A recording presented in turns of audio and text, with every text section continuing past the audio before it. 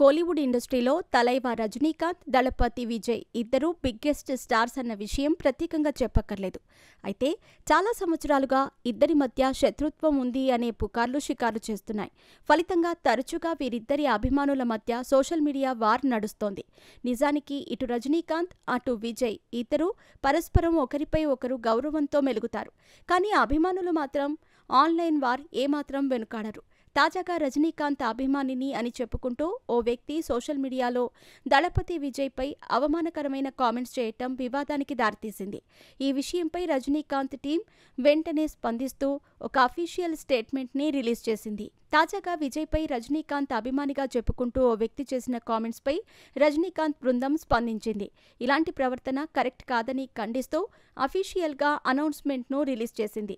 అంతేకాకుండా రజనీకాంత్ను ఆరాధ్య దైవంగా భావించే అభిమానులు ఆయన పాటించే విలువలను నిలబెట్టుకోవాలని అభిమానులను కోరింది.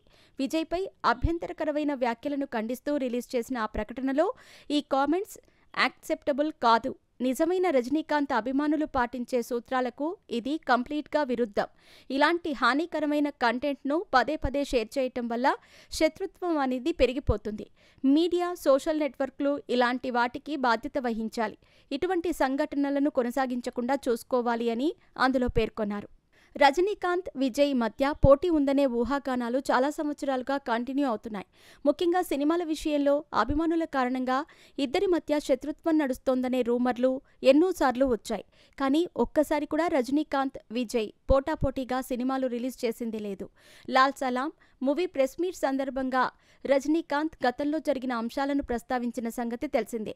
ఈ ఈవెంట్ సందర్భంగా విజయ్కి, తనకి మధ్య ఎలాంటి వ్యక్తిగత వైరం లేదని రజనీకాంత్ స్పష్టం చేశారు.